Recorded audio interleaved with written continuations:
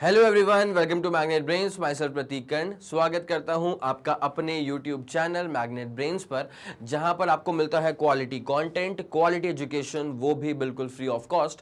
KG से लेकर के क्लास 12 तक का, ठीक है, हर क्लास का पूरा डिटेल्ड सिलेबस सब मिल जाएगा आपको प्रॉपर वीडियो फॉर्मेट्स में, ठीक है। और अगर आपको ई नोट्स चाहिए तो फिर इस वीडियो के डिस्क्रिप्शन में एक लिंक है, उसको जाकर के आप लोग चेकआउट कर सकते हैं। तो आते हैं क्लास 12 फिजिक्स के chapter number 1 which is electric charges and fields के ऊपर। और उसका सच में बेटा, सच में एक तरफा टॉपिक, एक तरफा law which is Gauss law. मैंने पहले भी कहा था आपसे, अगर आप लोगों ने प्लेलिस्ट को पूरा चेक करा है तो जस्ट प्रीवियस लेक्चर के अंदर भी मैंने बहुत बार जिक्र किया है गॉस लॉ का, गॉस लॉ का, गॉस लॉ का।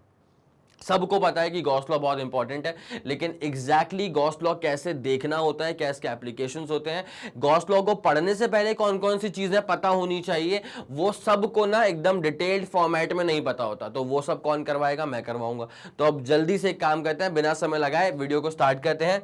आते हैं पहले इसके इंट्रोडक्टरी और बहुत ही इंपॉर्टेंट स्लाइड के ऊपर। यहीं से भैया यही चीजें हैं, तुम्हारे 2-3 नंबर तुमको देकर के जाने वाली है, ठीक है। अब जरा गौर करो, गॉस लॉ का स्टेटमेंट, फिर गॉस लॉ का एक्सप्रेशन। तो पहली बात ना, मैं आप लोगों को जरा एक बात पहले से ही क्लियर कर देता हूं स्टेटमेंट और इसके एक्सप्रेशन पे आने से पहले ही, कि गॉस लॉ जो है ना, वो बेसिकली अपने एक्सप्रेशन के तौर पे, अपने फॉर्मूले के तौर पे आपको बेसिकली फ्लक्स का फॉर्मूला प्रोवाइड करता है। किसका फॉर्मूला प्रोवाइड करता है बेटा?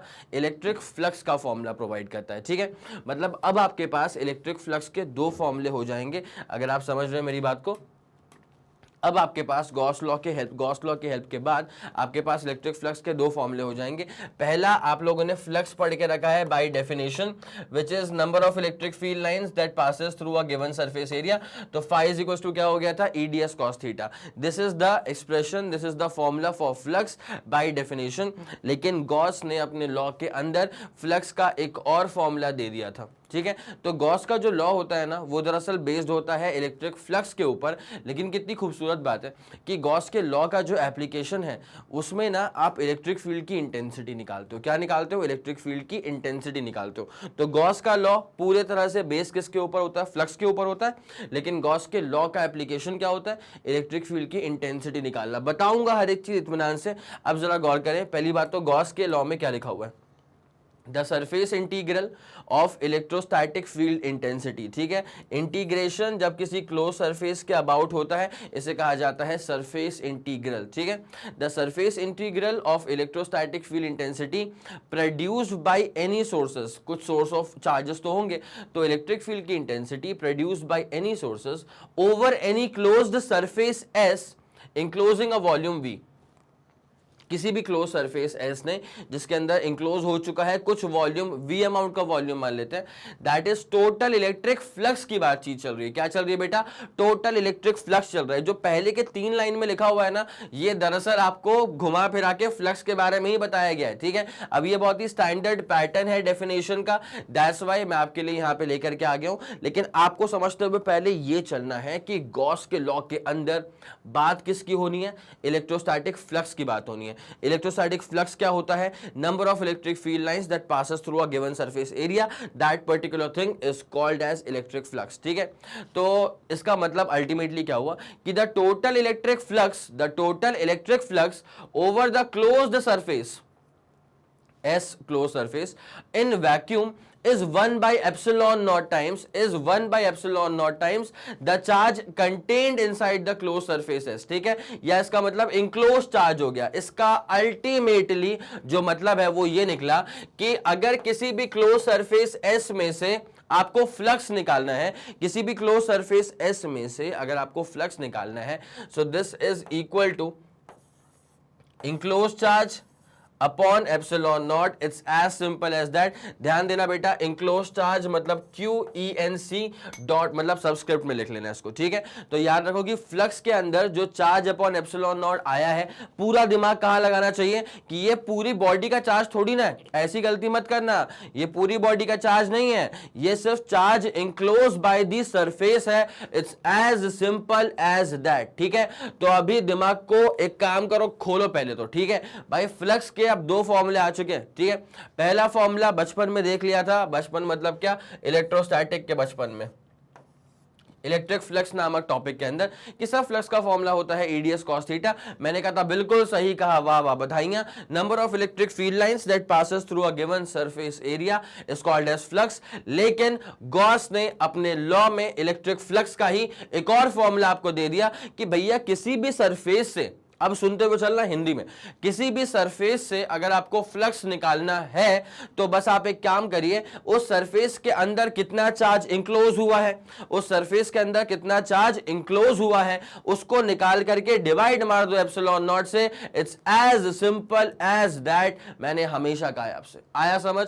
It's as simple as that, मैंने हमेशा कहा है। यहां तक कोई दिक्कत वाली बात तो नहीं है। तो फ्लक्स का फॉर्मूला हो जाएगा enclose charge upon epsilon naught. It's as simple as that, ठीक है। अच्छा मैं एक काम करूंगा बेटा, मैं ना यूजुअली करता क्या हूं, इंक्लोज चार्ज को मैं क्यू डैश से कर दूंगा रिप्रेजेंट, तो आप समझ जाएंगे। मतलब ये अब मैं क्या है टर्म्स यूज करने वाला हूं बार बार। जब मैं क्यू डैश लिखूंगा ना, इसका मतलब ये हो जाएगा सिर्फ और सिर्फ इंक्लोज्ड चार्ज।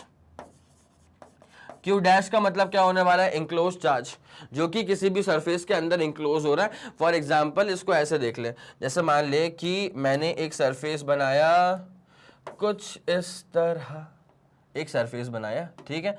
अब इसके अंदर चार्जेस कैसे कैसे आ रहे हैं, एक चार्ज आ रहा है 5Q का, एक चार्ज आ रहा है -2Q का, एक चार्ज आ रहा है 11Q का, और यहाँ पे एक चार्ज आ रहा है 20Q का, यहाँ पे एक चार्ज आ रहा है 13Q का। अब मैं अगर आपसे बोलता हूँ कि what is the enclose charge, मैंने आपसे क्या बोला कि what is the enclose charge, ये तो क्यू डैश है, तो क्यू डैश का मतलब क्या होता है, इंक्लोज चार्ज। तो आपको समझ में आना चाहिए कि ये 20Q और 13Q, इसको तो मोड़ के देखो ही मत। क्यों? ये इंक्लोज थोड़ी हो रहा है, सरफेस कौन सा है भैया? क्या तुम्हें ये बताना पड़ेगा कि सरफेस क्या है? ये है ना सरफेस। तो सरफेस के अंदर जो चार्ज इंक्लोज हुआ है वो दिख रहा होगा अब तो। 5 - 2 11, 5 - 2 11। सो ये है तुम्हारे पास में इंक्लोज चार्ज, ठीक है। सॉल्व कर ले, 5 - 2 3, 3 और 11 करेंगे तो 14Q। कोई दिक्कत वाली बात तो नहीं है, पक्का? This is going to be the enclose charge. और ये एक तरह का सवाल ही है, पहली बात तो ये एग्जाम्पल में आपको दिया है, बट है ये एक तरह का सवाल ही।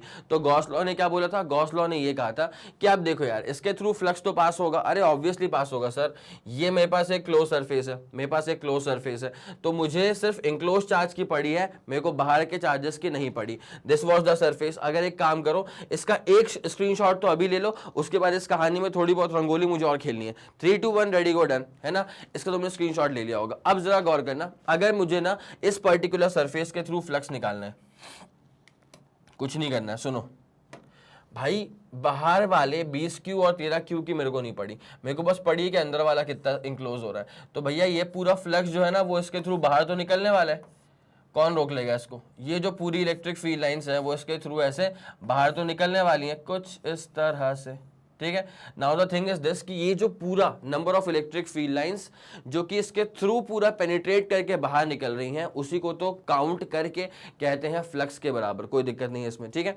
अब ना गॉस के लॉ के अनुसार कितनी number of electric field lines निकलेंगी, इसको निकालने का तरीका और भी सिंपल कर दिया गया है। अकॉर्डिंग टू गॉस लॉ, भाई इलेक्ट्रिक फ्लक्स ही तो निकालना सिखाए थे।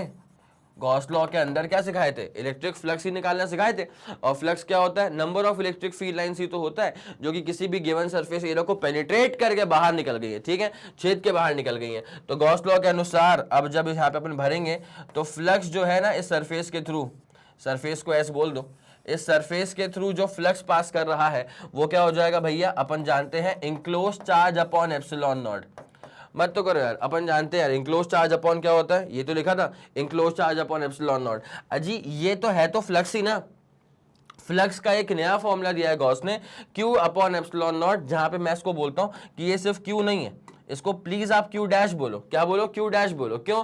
फिर कंफ्यूजन पैदा होता है कि यार सर बॉडी का चार्ज भी Q है और इंक्लोज चार्ज भी Q है क्या? तो इसलिए बोल रहा हूं पहले से ही कि Q का मतलब पूरी बॉडी का चार्ज और Q डैश का मतलब क्या होगा? इंक्लोज चार्ज जो कि सरफेस के अंदर आ रहा है, ठीक है।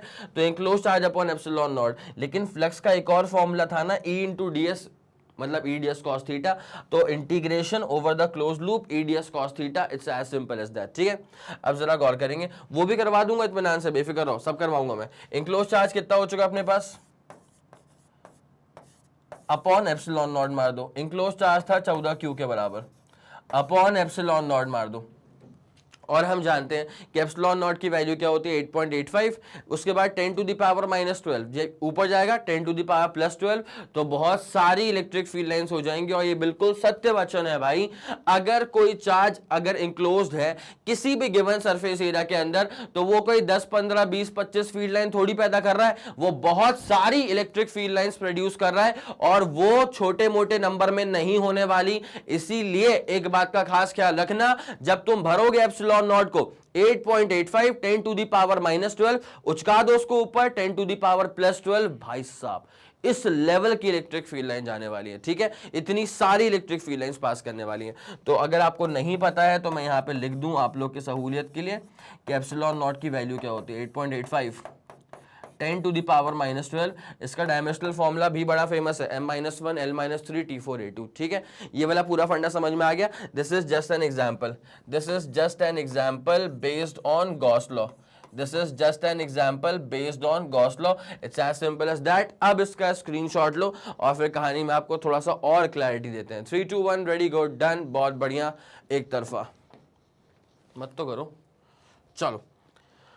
हाँ जी सर, ये वाला पॉइंट समझ में आ गया कि ठीक है ये अपने पास charge enclose by epsilon naught है, लेकिन सर ये इंटीग्रेशन वगैरह चीजें जो है ना वो हल्का सा दिमाग के बाहर जा रही हैं। तो मैं क्लियर करता हूँ ना भाई, बेफिक्र रहो। देखो, अगर छोटा सरफेस एरिया होगा तो फ्लक्स भी छोटा होगा, हाँ या ना? अगर सरफेस एरिया छोटा होगा तो फ्लक्स भी छोटा होगा। तो सरफेस एरिया छोटा मतलब ds बोल दिया अपन ने इसको, कोई दिक्कत वाली बात तो नहीं है। चलो सर बहुत बढ़िया। तो d phi is equals to, sir अगर ये दो चीजों का डॉट मल्टीप्लीकेशन होता है, तो अगर दो चीजों का डॉट मल्टीप्लीकेशन है it becomes eds cos theta. हम लोग जानते हैं बहुत फेमस पैटर्न, अगर a vector dot b vector है तो this becomes a b cos theta, अगर a vector cross b vector है this becomes a b sin theta. ठीक है, यहाँ तो क्या डॉट मल्टीप्लिकेशन था, तो ये ऐसा हो गया। लेकिन हमें क्या सिर्फ छोटा अमाउंट का फ्लक्स चाहिए? जी नहीं सर, हमें टोटल फ्लक्स चाहिए होता है। जब हमको टोटल फ्लक्स ही चाहिए तो फिर हम इसको इंटीग्रेट करने से क्यों पीछे हटेंगे? कर दो उसको इंटीग्रेट। इंटीग्रेशन जो होगा ना वो कोई नॉर्मल सा, मतलब इंटीग्रेशन है तो वो नॉर्मल सा ही, बट आप बस एक टर्म लगा देते हैं उसके ऊपर कि यार ये इंटीग्रेशन जो है ना वो चल रहा है ओवर द क्लोज सरफेस। ये जो इंटीग्रेशन है सर ये चल रहा है ओवर द क्लोज सरफेस, तो उसको शो करने के लिए आप एक ये सिंबल ऐसा बना देते हैं, एक रिंग लगा दो। ठीक है, इसका मतलब क्या है कि इंटीग्रेशन आया है, क्या गजब लग रहा है यार कि इंटीग्रेशन चल रहा है ओवर अ क्लोज लूप। ठीक है, अब ये डी फाई का इंटीग्रेशन आया समझ कि नहीं आया भैया, बताते हुए चलना। यहां भी तो करोगे इंटीग्रेट, तो अपने पास ये क्या हो जाएगा integration of EDS cos theta. EDS क्या हो जाएगा बेटा? Cos theta. It's as simple as that. और उसके बाद ये रिंग तो आप लगाओगे ना, कोई दिक्कत वाली बात नहीं। अब ये क्या होता है, जब डी फाई का कर दिया इंटीग्रेशन तो क्या बचेगा? फाई तो बचेगा। जब डी फाई का हो गया इंटीग्रेशन तो क्या बचेगा? फाई बचेगा। यहां पे क्या हो जाएगा? इंटीग्रेशन ऑफ क्या चलेगा? EDS cos theta, EDS cos theta. और यहां पर भी इंटीग्रेशन चल रहा है ओवर द क्लोज लूप। ठीक है, हर एक चीज को दिमाग में बेहतरीन तरह से डाल लो। ठीक है, जिस गिवन सरफेस के थ्रू, अरे फ्लक्स जो है मैंने लास्ट टाइम भी कहा था, लास्ट मतलब क्या, प्लेलिस्ट में चेक करो, जब इलेक्ट्रिक फ्लक्स पर एक लेक्चर मेरा आया था, एकदम शानदार सा लेक्चर। तो इलेक्ट्रिक फ्लक्स के अंदर मैंने बताया था कि फ्लक्स को ना किसी गिवन सरफेस एरिया के लिए ही निकाला जाता है। Flux is always evaluated for a given surface area. ऐसे ही नहीं निकाल दोगे बेटा, किसी गिवन सरफेस एरिया के लिए आप फ्लक्स को निकालते हैं, तो उस गिवन सरफेस एरिया का जो भी वैल्यू होगी that you need to put over here. उसके बाद जो इलेक्ट्रिक फील्ड लाइंस, जो इलेक्ट्रिक फील्ड की इंटेंसिटी होगी उसको आपने यहां पे भर दिया। उसके बाद जो थीटा होता है ना, ये थीटा क्या होता है? ये इलेक्ट्रिक फील्ड की इंटेंसिटी और डीएस मतलब एरिया वेक्टर, इन दोनों के बीच का एंगल होता है। क्या बोला? थीटा जो होता है वो इलेक्ट्रिक फील्ड की इंटेंसिटी और एरिया वेक्टर के बीच का एंगल होगा। It's as simple as that. और एक और बहुत प्यारी चीज, area vector is always perpendicularly outwards. ठीक है, ये सब मैं आप लोगों को पूरा बता चुका था। गॉस लॉ का स्टेटमेंट ये रहा आप लोग के सामने, गॉस लॉ का एक्सप्रेशन ये रहा आप लोग के सामने।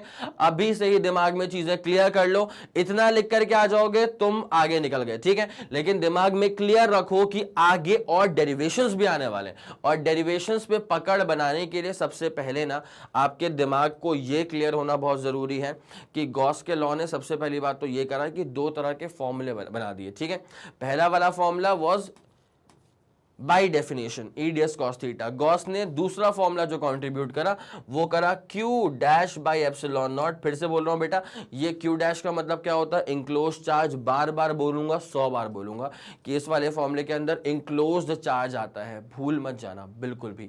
ये वाला फंडा समझ में आ गया, और एग्जाम्पल आप लोग के लिए मैंने यहाँ पे पूरा बना करके दिखा दिया था। मेरे ख्याल से पूरा सब कुछ क्लियर हो चुका होगा। अगर नहीं लिया स्क्रीनशॉट तो अब इसका स्क्रीनशॉट लो, ताकि अपन फिर कहानी में आगे बढ़े। ठीक है, इतना पूरा फंडा सही चल रहा है। 3 2 1 रेडी गो एंड डन। बहुत बढ़िया, एक तरफा शानदार। चलो अब एप्लीकेशन ऑफ गॉस लॉ पे आते हैं। सबसे पहले बेटा एक बात सुन लेना, गॉस लॉ का डेफिनेशन जो था उसमें आपको फ्लक्स पे जानने को मिल गया। ठीक है, गॉस लॉ के डेफिनेशन के अंदर आपको फ्लक्स के बारे में जानने को मिल गया। अब प्यारी बात क्या है, खूबसूरत बात क्या है कि गॉस लॉ का जो एप्लीकेशन है ना, वो दरअसल होता है इलेक्ट्रिक फील्ड की इंटेंसिटी को फाइंड आउट करना। किसको फाइंड आउट करना सर? इलेक्ट्रिक फील्ड की इंटेंसिटी को फाइंड आउट करना। कई लोग यहाँ पे देख रहे होंगे, wait a minute, that was so easy. अब ये जो फीलिंग है ना, ये फीलिंग आएगी कब? गॉस लॉ के एप्लीकेशन में उन्होंने क्या इतनी शानदार चीज खेल दी कि आपको ऐसा फिर फील आया कि अरे यार क्या इजी चीज थी। मैं बताता हूं, ठीक है। पहले जरा इसका ना एक वो पार्ट देख लो कि प्रॉब्लम क्या था और गॉस लॉ ने फिर उसको सॉल्व कैसे करा। ठीक है, तो गॉस लॉ ने जिस चीज को सॉल्व किया है वो प्रॉब्लम एग्जैक्टली क्या थी, अब आप लोग को पूरा फील आएगा। जैसे मान ले, हम लोग सब जानते हैं एक सिंपल सा बेसिक फंडा है, अगर एक मेरे पास चार्ज है प्लस क्यू का, ठीक है, तो ये जो चार्ज है प्लस क्यू का, ये इलेक्ट्रिक फील्ड तो प्रोड्यूस करेगा। मैंने बोला कि यार मेरे को इलेक्ट्रिक फील्ड की इंटेंसिटी फाइंड आउट करनी है इस वाले पॉइंट पे। तुमने बोला सर कर देंगे, कोई बड़ी बात नहीं है, आप तो बस एक काम करिए, यहां से लेकर के यहां तक की दूरी बताओ। मैंने बोला बेटा दूरी तो आर के बराबर है। तुम बोलोगे सर अब तो इजी है। अब जिस पॉइंट पे आपको इलेक्ट्रिक फील्ड की इंटेंसिटी फाइंड आउट करनी है, इसका फॉर्मूला क्या हो जाएगा सर? इसका फॉर्मूला हो जाएगा के क्यू बाय आर का स्क्वायर। मैंने बोला वाह, जियो जियो जियो, बहुत शानदार, बधाइयां, ये वाला फंडा आपने पूरा क्लियर कर दिया। ठीक है, this is basically electric field की इंटेंसिटी का formula in terms of source charge. ठीक है, मैंने बोला बेटा अभी ये क्या है, एक चार्ज था, लेकिन अब मेरे पास मान ले दो चार्जेस हैं। ठीक है, तुमने बोला सर ये भी आसान है। मैंने बोला कैसे? तुम बोलोगे सर एक काम करते हैं, इसका जो चार्ज है ना इसको बोल देते हैं Q1। मैंने बोला अच्छी बात है, इसको बोल दो सर Q2। मैंने बोला बहुत बढ़िया। अब मैंने बोला कि भाई ये तो पूछो कि इलेक्ट्रिक फील्ड निकालनी क्या है। तुमने बोला सर आपने बताया नहीं। मैंने बोला कि बेटा इलेक्ट्रिक फील्ड की इंटेंसिटी मुझे इस वाले पॉइंट पे निकालनी है। तुमने बोला सर इसमें भी हमें कोई टेंशन वाली बात नहीं है, हमने इसको यहाँ से यहाँ जोड़ दिया, हमने इसको यहाँ से यहाँ जोड़ दिया, और हमने इस बात को समझ लिया है कि दोनों के दोनों प्लस के चार्जेस हैं। ठीक है, अगर दोनों के दोनों प्लस के चार्जेस होंगे तो इलेक्ट्रिक फील्ड ये वाला प्रोड्यूस करेगा इस तरफ, क्योंकि प्लस से इलेक्ट्रिक फील्ड बाहर जाती है, दैट वी ऑलरेडी नो, और ये वाला जो है वो इलेक्ट्रिक फील्ड प्रोड्यूस करेगा इस तरफ, क्योंकि ये वाला भी प्लस है। मैंने बोला बहुत बढ़िया, लेकिन यार कैसे निकालोगे? ये तो दो दो तरह की फील्ड आ गई, ये जो इलेक्ट्रिक फील्ड है वो दो तरह की आ गई है। इसने जो प्रोड्यूस करा दिस इज E1 और इसने जो प्रोड्यूस करा दिस इज E2, तो नेट इलेक्ट्रिक फील्ड कैसे होगी? तुम बोलोगे सर बड़ा इजी है, इन दोनों का रिजल्टेंट निकाल देंगे। मैंने बोला होशियार तो हो भाई तुम। ठीक है, तो ये ऐसे तरीके होते थे इलेक्ट्रिक फील्ड की इंटेंसिटी को फाइंड आउट करने के। हमने ऐसे एग्जांपल्स में भी देखे हैं और न्यूमेरिकल्स भी कर लिए इसके ऊपर। लेकिन अब मैटर क्या आता है कि सर यहाँ तो एक चार्जेस हैं, दो हैं, चलो तीन हो गए, चार हो गए, then also we can do something something. लेकिन अगर ऐसा होता है कि एक रॉड है मान ले, ठीक है, एक पतली सी, बहुत ही पतली सी रॉड है, और मैंने बोला कि भाई इसके पास चार्जेस तो भर भर के हैं भाई। मैंने बोला इसके पास चार्जेस जो है वो भर भर के हैं, और हर एक चार्ज जो है वो इलेक्ट्रिक फील्ड प्रोड्यूस करता है। तो यार यहाँ पे तो भाई साहब कितने चार्जेस हैं मैं गिन नहीं पा रहा हूँ, लेकिन इलेक्ट्रिक फील्ड तो प्रोड्यूस हो रही है। अब मुझे इस पर्टिकुलर पॉइंट पे इलेक्ट्रिक फील्ड की इंटेंसिटी फाइंड आउट करनी है। अब तुम सोचोगे कि यार जितना हम पहले बोल रहे थे कि सर ये तो ईजी है, वो तो ईजी है, अब ये ऐसा तो नहीं लग रहा। ठीक है, क्योंकि देख क्या होता है, अगर तुम ऐसे बोले कि सर ये वाले ने इलेक्ट्रिक फील्ड इस वाले पॉइंट पे प्रोड्यूस करी दूर, मैंने बोला बहुत बढ़िया। फिर सर इस वाले ने भी इलेक्ट्रिक फील्ड प्रोड्यूस करी दूर, मैंने बोला बहुत बढ़िया। अब बता आप क्या करेगा? ठीक है, तो तू बोलेगा सर इसका निकाल देंगे रिजल्टेंट, तो वो अपना आंसर होगा। मैंने बोला रुक जा रुक जा रुक जा भाई, ये सिर्फ दो चार्जेस की बात हो रही है, ऐसे तो पूरा चार्ज का डिस्ट्रीब्यूशन है, सबकी वजह से निकाल। तूने बोला कि ठीक है ठीक है, एक सेकेंड पकड़ में आ गया, इसकी वजह से इलेक्ट्रिक फील्ड सर ऐसे जाएगी बाहर। मैंने बोला बहुत बढ़िया, आगे बताओ। सर इसकी वजह से इलेक्ट्रिक फील्ड जाएगी आगे। अब तुम खुद ही यहां पे अटकना शुरू हो जाओगे कि भाई फिर तो यार ये वाली फील्ड भी है, फिर तो यार ये वाली फील्ड भी है, सर यहां तो बहुत सारी फील्ड आ जाएगी। तो अब यहां पे लगता है बच्चों को कि यार अब इलेक्ट्रिक फील्ड निकालना ना आसान नहीं है। ठीक है, ऑब्वियसली लगता है यार, लेकिन इलेक्ट्रिक फील्ड तो प्रोड्यूस हो रही है, मोस्ट प्रैक्टिकल केस है ये, तो इलेक्ट्रिक फील्ड तो प्रोड्यूस हो रही है, लेकिन अब इलेक्ट्रिक फील्ड की इंटेंसिटी निकालना इतना आसान हमको नहीं लगता है।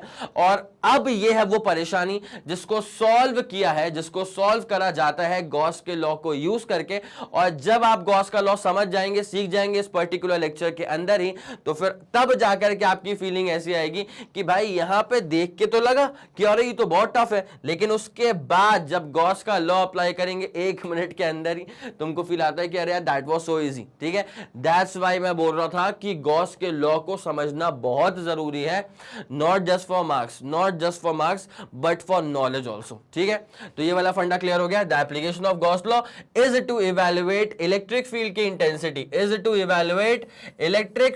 Intensity, at any point due to charge distribution. ठीक है, यहां पे 1-2 चार्जेस की बात नहीं हो रही है, यहां पे इलेक्ट्रिक फील्ड की इंटेंसिटी निकालनी है आपको due to a charge distribution. It's as simple as that, this is a charge distribution.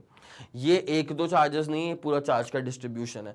तो अब यहां पे एग्जैक्टली सेम प्रॉब्लम को सॉल्व कर दूंगा मैं। ठीक है, गॉस के लॉ को यूज करके, बेफिक्र हैं आप। ठीक है, तो ये गॉस के लॉ का एप्लीकेशन है, बाद में आपकी फीलिंग ऐसी ही होने वाली है, इसका स्क्रीनशॉट ले लेना।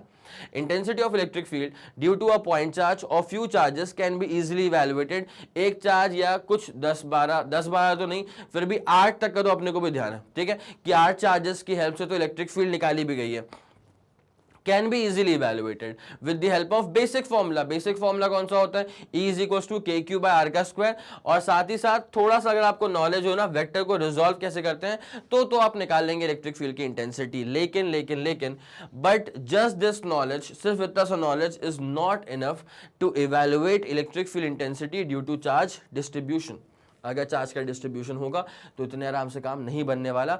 The tool which helps to do the job, इतने आराम से काम नहीं बनने वाला, मतलब ऐसा कि एक एक करके तुम इलेक्ट्रिक फील्ड निकाल लो। ठीक है, एक एक करके तुम इलेक्ट्रिक फील्ड निकाल लो, फिर उसका अल्टीमेट रिजल्टेंट निकाल लो। तो ये ऐसे करते करते काम नहीं बनने वाला। आपको कोई बहुत ही शानदार टूल चाहिए जो कि आपका काम आसान कर दे, इलेक्ट्रिक फील्ड की इंटेंसिटी निकालना आसान कर दे ड्यू टू चार्ज डिस्ट्रीब्यूशन। तो वो जो लॉ होता है, वो जो टूल है, That itself is Gauss law. It's as simple as that. Gauss law तो बता चुके हैं सर, Gauss law तो बता चुके हैं कि फ्लक्स निकाला था, और फ्लक्स कैसे निकाला था? Q'/ε0 करके।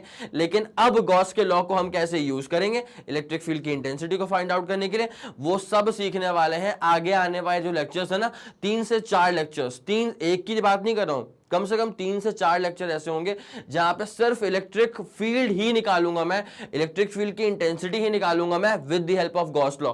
तो गॉस लॉ को कैसे यूज करना है वो सब सीख जाएंगे, बट गॉस लॉ क्या होता है वो तुमने सीख लिया यहां पे। ठीक है, कोई दिक्कत वाली बात तो नहीं है। फ्लक्स इज इक्वल टू क्या होता है? Q'/ε0 with a very famous example भी करवाया मैंने अभी ना, वो एक सरफेस लिया था 5Q - 2Q और 11Q वाला। ठीक है, ये वाला फंडा पूरा क्लियर हो चुका है। मैं चाहता हूं इसका आप स्क्रीनशॉट लें। ठीक है, ये आपको थ्योरी में ना अच्छे अच्छे टर्म्स यूज करने में बहुत सहायता करता है। ठीक है, 3, 2, 1 रेडी गो एंड डन। बहुत बढ़िया, एक तरफा शानदार।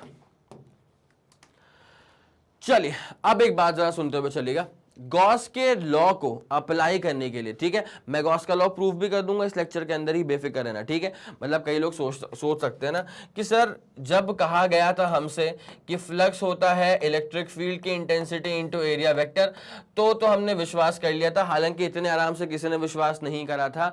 मैंने इस पर जो लेक्चर बना के रखा हुआ है ना, उसमें मैंने पूरा इस फॉर्मूले को खोल के बताया कि भैया सच में ऐसा क्या हुआ कि इलेक्ट्रिक फील्ड की इंटेंसिटी इनटू एरिया वेक्टर करने पे ही फ्लक्स मिलेगा। ठीक है, और डॉट करने पे ही फ्लक्स मिलेगा। अगर आपको 2 रुपए का भी डाउट है तो जाकर के एक बार इलेक्ट्रिक फ्लक्स का लेक्चर चेक कर लो। ठीक है, छोटा लेक्चर है लेकिन बहुत ही इंपॉर्टेंट लेक्चर है। ठीक है, तो फ्लक्स का फॉर्मूला होता है EdS cos थीटा या फिर E × A।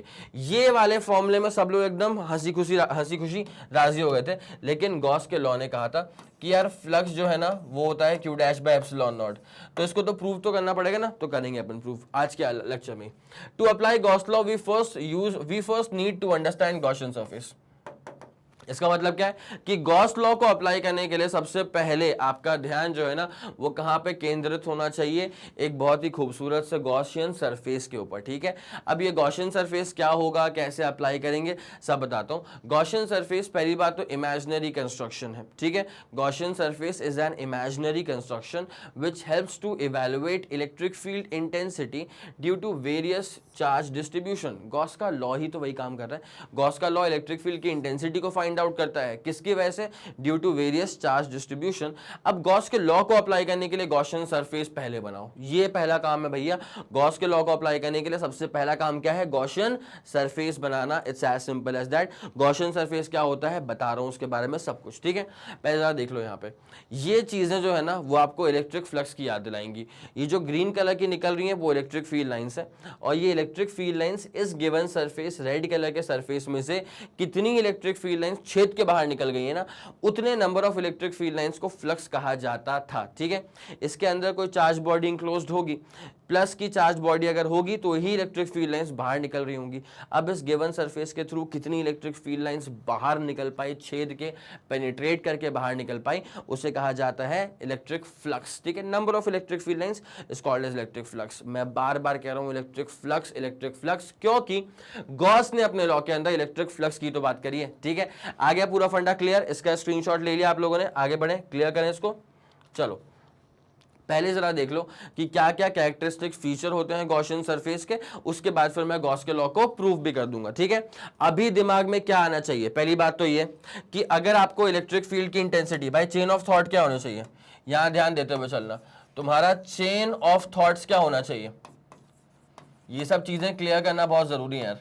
तुम्हारा चेन ऑफ थॉट्स क्या होना चाहिए, पहली बात तो ये कि अगर यूनिफॉर्म डिस्ट्रीब्यूशन है, ठीक है, अगर चार्ज डिस्ट्रीब्यूशन है, अगर चार्ज का डिस्ट्रीब्यूशन है तो वहां पे इलेक्ट्रिक फील्ड की इंटेंसिटी निकालने के लिए आपको कोई अच्छा शानदार सा टूल चाहिए, and that tool is Gauss law. ठीक है, तो चार्ज डिस्ट्रीब्यूशन की वजह से इलेक्ट्रिक फील्ड की इंटेंसिटी अगर फाइंड आउट करनी है तो फिर आपको गॉस के लॉ को अप्लाई करना पड़ता है। ठीक है, अब गॉस के लॉ में हुआ क्या है, गॉस ने अपने लॉ के अंदर इलेक्ट्रिक फ्लक्स निकालना सिखाया। ठीक है, गॉस ने अपने लॉ के अंदर इलेक्ट्रिक फ्लक्स निकालना सिखाया है, गॉस ने अपने लॉ के अंदर इलेक्ट्रिक फ्लक्स निकालना सिखाया है by Q dash by epsilon not. Q dash का मतलब क्या होता है, इनक्लोज चार्ज। ठीक है, ये कोई पहली बार फॉर्मूला नहीं आया था, इससे पहले भी एक फॉर्मूला आ चुका है किसका, फ्लक्स का ही, इससे पहले भी एक फॉर्मूला आ चुका है किसका, फ्लक्स का ही, और वो जो थर्ड चेन ऑफ थॉट जो फ्लक्स था वो क्या आ चुका था, ईडीएस कॉस थीटा। कोई दिक्कत वाली बात तो नहीं है, तो ईडीएस कॉस थीटा। अब यहां पे चेन ऑफ थॉट क्या बोलेगा अपना कि भैया अगर आपको इतना मालूम चल ही गया है कि इलेक्ट्रिक फील्ड की इंटेंसिटी गॉस लॉ के बिना नहीं निकलने वाली अगर चार्ज डिस्ट्रीब्यूशन होगा तो फिर गॉस के लॉ को अप्लाई करो। अब मैंने बोला भाई गॉस के लॉ को अप्लाई तो कर देंगे, लेकिन लेकिन लेकिन सबसे पहले एक बहुत ही खूबसूरत सी चीज है गॉसियन सरफेस, वो बनाना पड़ेगा। अगर गॉसियन सरफेस नहीं बनाओगे तो गॉस के लॉ को यूज नहीं कर पाओगे, अगर गॉस के लॉ को अप्लाई नहीं कर पाओगे तो फिर इलेक्ट्रिक फील्ड की intensity due to charge distribution कैसे निकालोगे। आया समझ के नहीं आया, तो ये तुम्हारा चेन ऑफ थॉट होगा, जल्दी इसका स्क्रीनशॉट लो, तब उसके बाद तुमको कैरेक्टरिस्टिक फीचर पे लेके आऊंगा गॉसियन सरफेस के। 3 2 1 रेडी गो डन। आया समझ, आया समझ, आया समझ। अब बेटा अभी तुम्हारे सामने चेन ऑफ थॉट पूरा क्लियर हो चुका है। जब चेन ऑफ थॉट पूरा क्लियर हो चुका है, so now this is the characteristic properties या फीचर्स ऑफ गॉसियन सरफेस। एक बार जरा देखो क्या समझ में आता है, एक बार जरा सोचना उसके बारे में। ठीक है, उसके बाद फिर मैं इसको क्लियर करता हूं। अभी हल्का सा ब्रेक लेके एक बार सोचो कि भाई ये जो पॉइंट्स लिखे हुए हैं ना, इसका अल्टीमेटली मतलब क्या निकलने वाला है, उसके बाद हर एक पॉइंट को मैं सुपर एक्सप्लेन कर दूंगा तुम्हारे लिए। ठीक है, 3 2 1 रेडी गो डन। चलो भाई शानदार, एक तरफा देख लिया होगा, समझ लिया होगा, ट्राई तो करा होगा एटलीस्ट। ठीक है, अब क्या लिखा हुआ बेटा, Gaussian surface is an imaginary surface. पहली बात तो इमेजिनरी होता है, ठीक है सर, मैं ना इसको ना पूरा एक डेरिवेशन का प्रोसेस स्टार्ट करते हुए ही सिखाता हूँ। ठीक है, तो Gaussian surface should pass through the point at which electric field की intensity is to be evaluated. तो मान लो फॉर एग्जाम्पल अगर ना मेरे पास एक पॉइंट चार्ज है, मान लेता हूँ कि मेरे पास ना एक अच्छा खासा एक पॉइंट चार्ज है, इस चार्ज की वैल्यू जो है ना उसको अपन ले लेते हैं प्लस क्यू के बराबर। इस चार्ज की वैल्यू क्या है, प्लस क्यू के बराबर है। और मुझे ना टास्क ये दिया हुआ है कि मुझे इसकी वजह से इलेक्ट्रिक फील्ड की इंटेंसिटी फाइंड आउट करनी है, और वो फाइंड आउट करनी है मुझे let's suppose at this particular point. ठीक है, मुझे फाइंड आउट करनी है इलेक्ट्रिक फील्ड की इंटेंसिटी इस पर्टिकुलर पॉइंट के ऊपर। तो अपना पहला काम क्या होगा, अगर हम गॉस के लॉ को अप्लाई करके इलेक्ट्रिक फील्ड की इंटेंसिटी फाइंड आउट कर रहे हैं, तो हमारा पहला काम होता है गॉसियन सरफेस को प्रिपेयर करना। अब कई लोग यहाँ सवाल पूछेंगे कि सर गॉस के लॉ को तो यूज करेंगे एक चार्ज डिस्ट्रीब्यूशन की वजह से इलेक्ट्रिक फील्ड की इंटेंसिटी को फाइंड आउट करने के लिए, लेकिन अगर यहाँ के आप बात करें तो आपके एग्जाम्पल में चार्ज का डिस्ट्रीब्यूशन नहीं है, एक पॉइंट चार्ज है। तो मैं क्या बोलूंगा बेटा कि अगर गॉस का लॉ चार्ज डिस्ट्रीब्यूशन की वजह से इलेक्ट्रिक फील्ड निकाल सकता है, तो एक पॉइंट चार्ज की वजह से भी निकाल सकता है, बिल्कुल निकाल सकता है। तो यहाँ क्यों फेल हो जाएगा भाई, फिजिक्स है, यहाँ क्यों फेल हो जाएगा।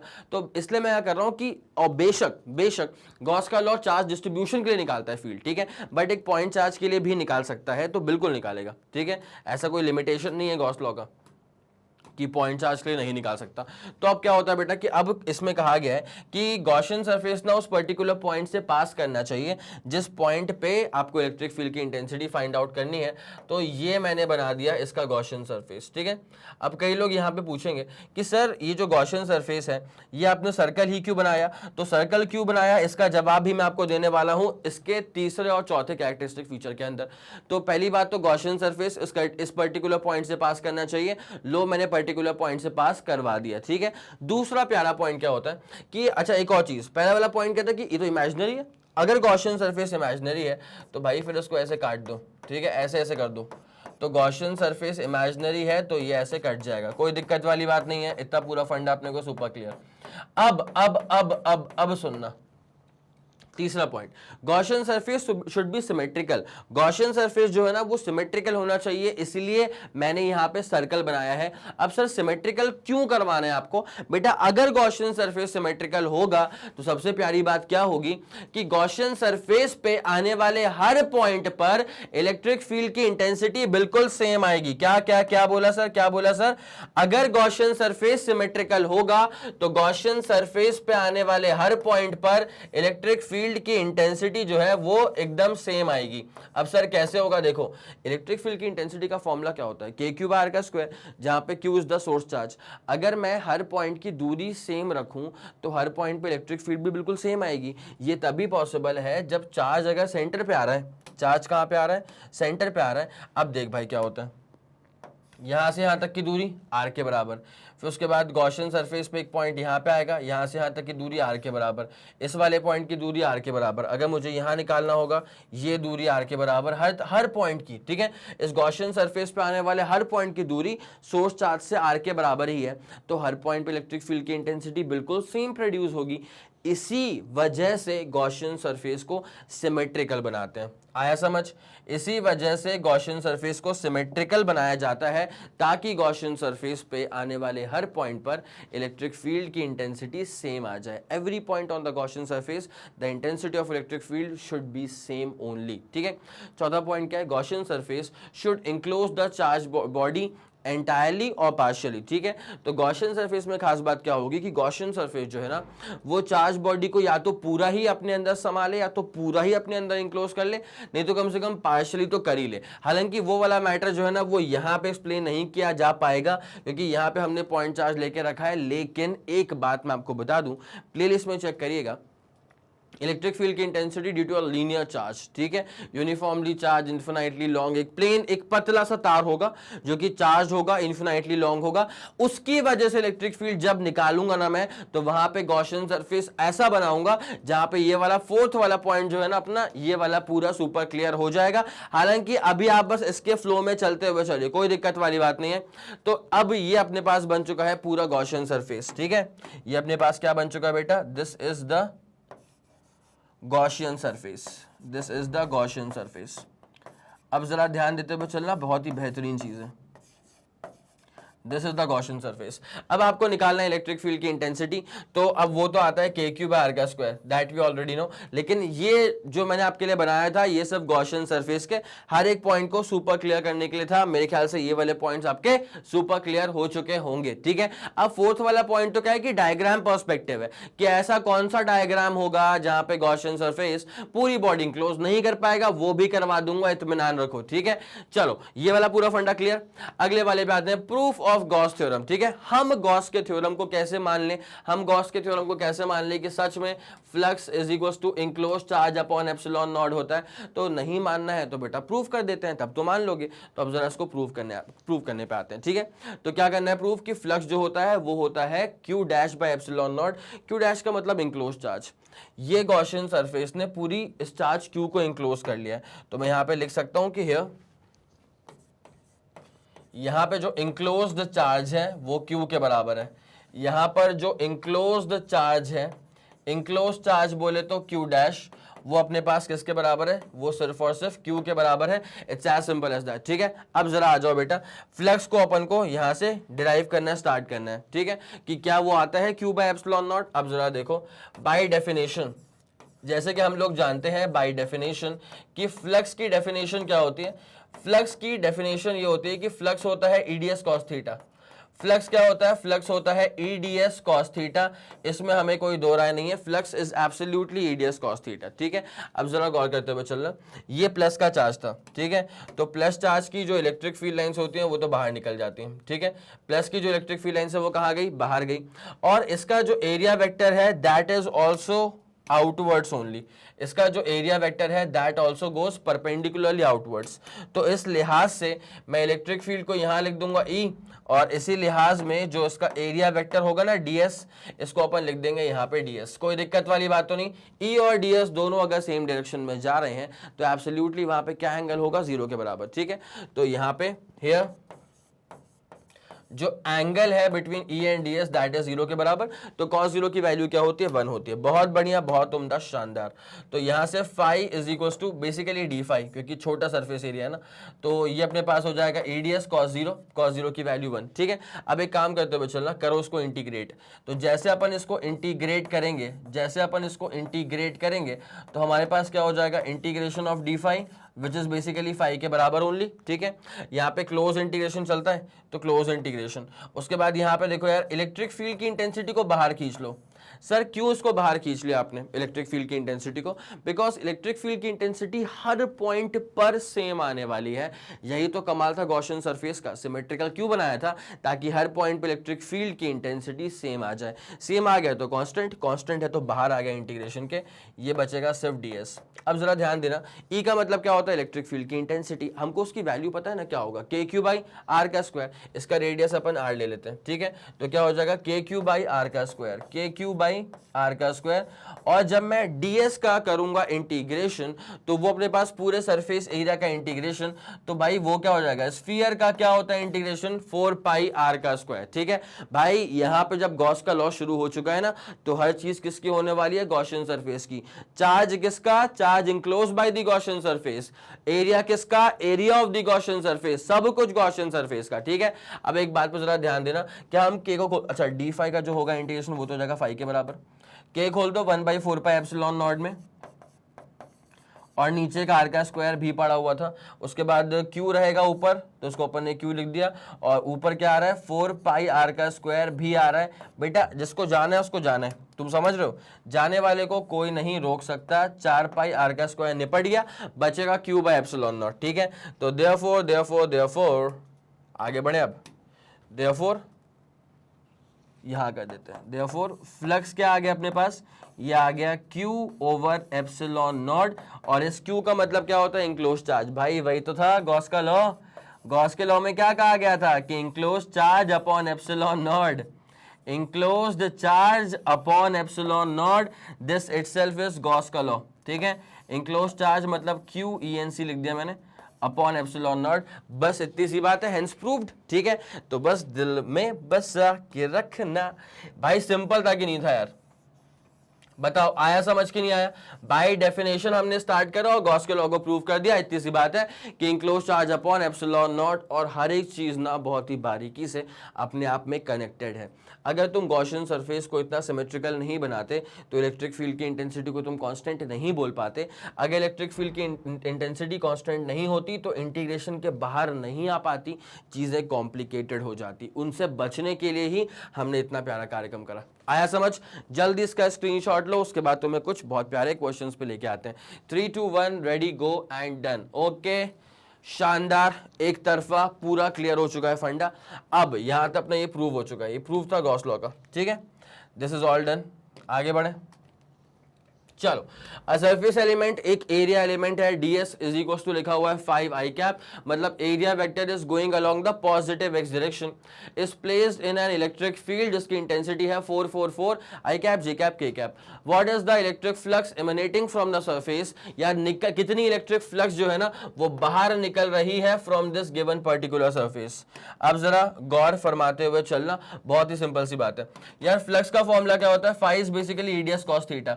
अब जब ये वेक्टर फॉर्मेट में सवाल गिवन है तो आंसर की स्टार्टिंग में भी हमको वेक्टर फॉर्मेट का यूज कर लेना चाहिए, ठीक है। अब जरा गौर करें, इलेक्ट्रिक फील्ड की इंटेंसिटी 444 आ चुकी है, तो 4i cap, 4j cap, 4k cap, और ds क्या आ चुका है बेटा? डॉट वाले में क्या होता है, गलती मत करना, i वाले को i से मल्टीप्लाई, j वाले को j से, k वाले को k से।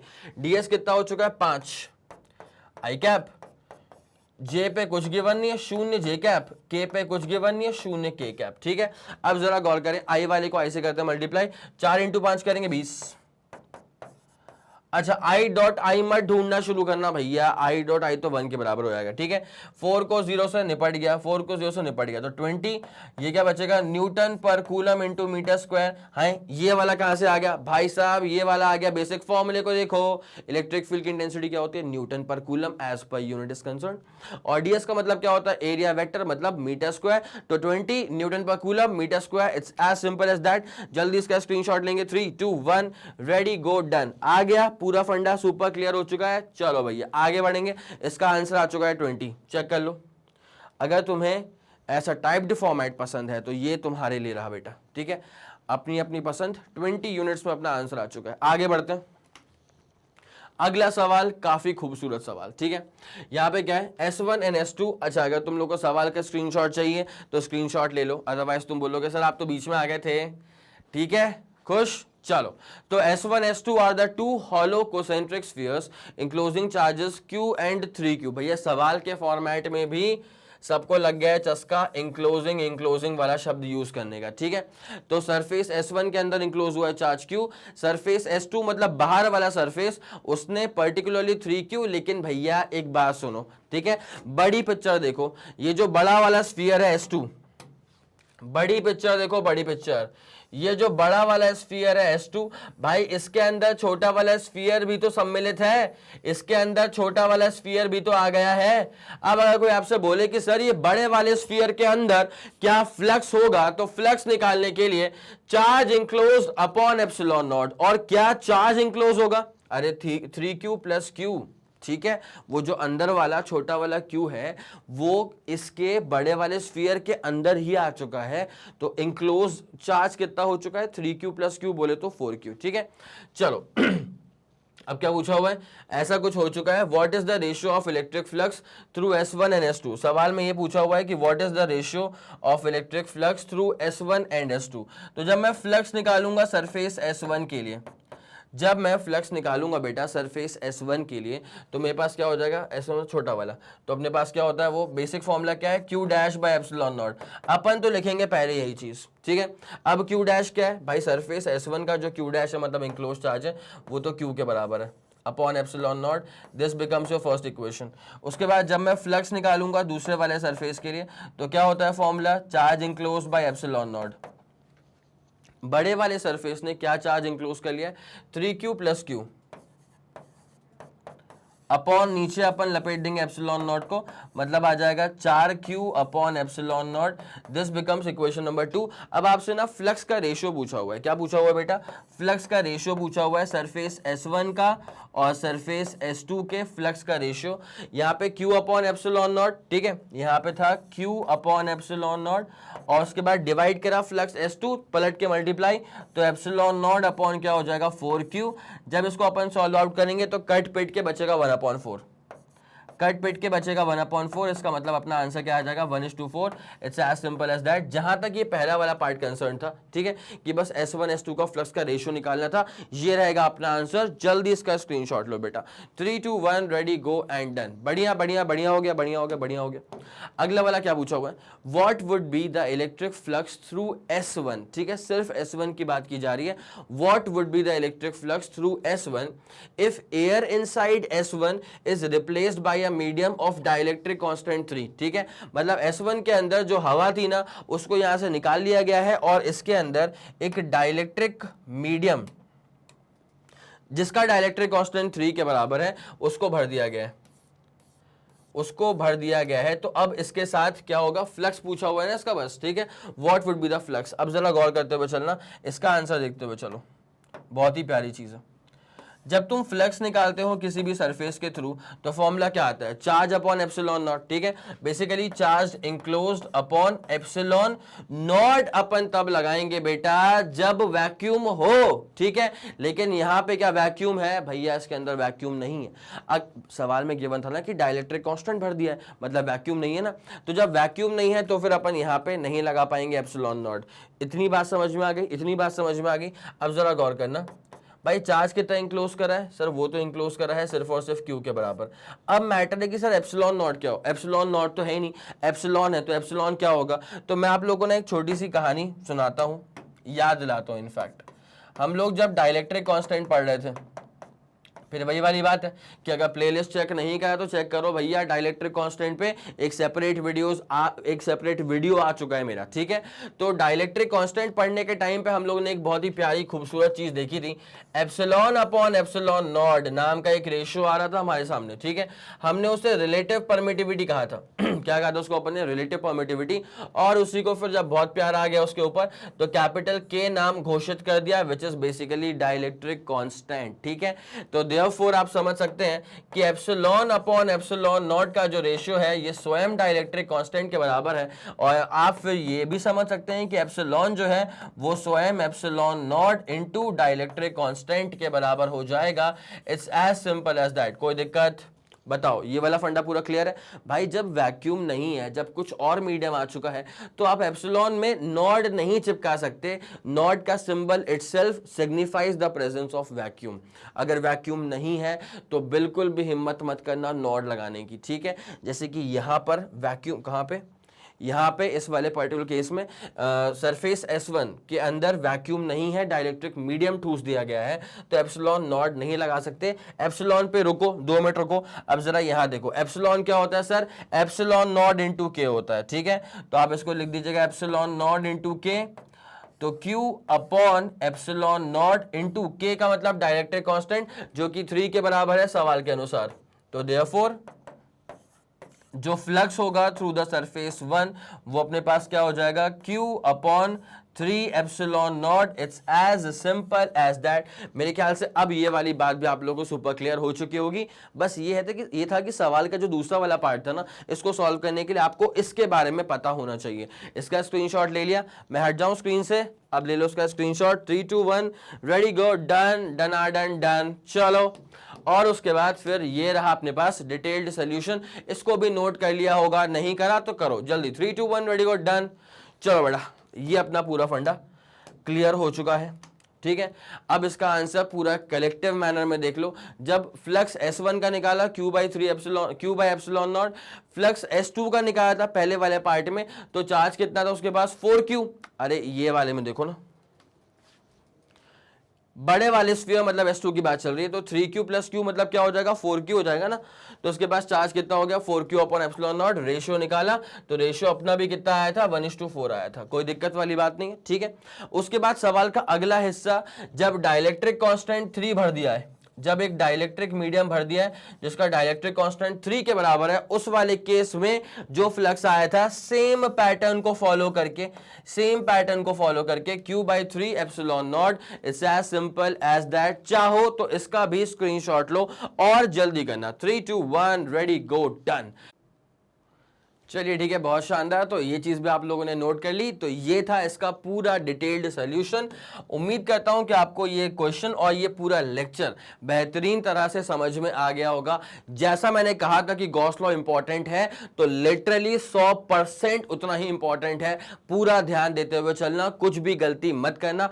गॉस लॉ बता दिया, स्टेटमेंट बता दिया, एक्सप्रेशन बता दिया, गॉस के लॉ का एप्लीकेशन क्या होता है वो बता दिया, गॉस के लॉ को प्रूव करवा दिया, और गॉस के लॉ को अप्लाई करने के लिए जो खूबसूरत सा गॉसियन सरफेस बनाना पड़ता है उससे भी आप लोग को अवगत करवा दिया गया है। ठीक है, कोई दिक्कत वाली बात नहीं है। अगर आपको लगता है कि हाँ यार लेक्चर जो था ना वो बहुत सिंपल था, एक बहुत ही शानदार कॉन्सेप्ट को बहुत ही सिंप्लीफाइड मैनर में एक्सप्रेस कर दिया गया है, अगर ऐसा फीलिंग आ जाए, ठीक है, तो भैया वीडियो को लाइक कर दीजिएगा, शेयर कर दीजिएगा, सब्सक्राइब कर दीजिएगा, पहुंचाओ अपने दोस्तों तक कि यार मैग्नेट ब्रेन्स के चैनल पे फिजिक्स के प्लेलिस्ट में क्या क्या चीजें ऐड हो चुकी हैं और क्या क्या चीजें और जबरदस्त आने वाली हैं। ठीक है, अगर आपको लगे कि कुछ फीडबैक है आपके, ठीक है, तो बहुत ही प्यारे शब्दों में मुझ तक फीडबैक जो है वो कमेंट सेक्शन के थ्रू पहुंचा सकते हैं। अगर आपको तारीफ करनी है तो वो भी कर सकते हैं, कोई दिक्कत नहीं है। ठीक है, तो चलिए अब क्लास को अपन करते हैं यहीं पे खत्म। और जैसे कि आप लोग जानते हैं बेटा कि मैग्नेट ब्रेन जो प्रोवाइड करता है वो है English medium as well as Hindi medium वाली classes with entire full complete syllabus coverage.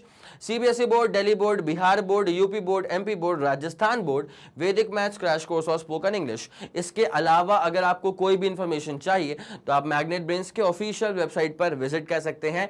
Thank you so much.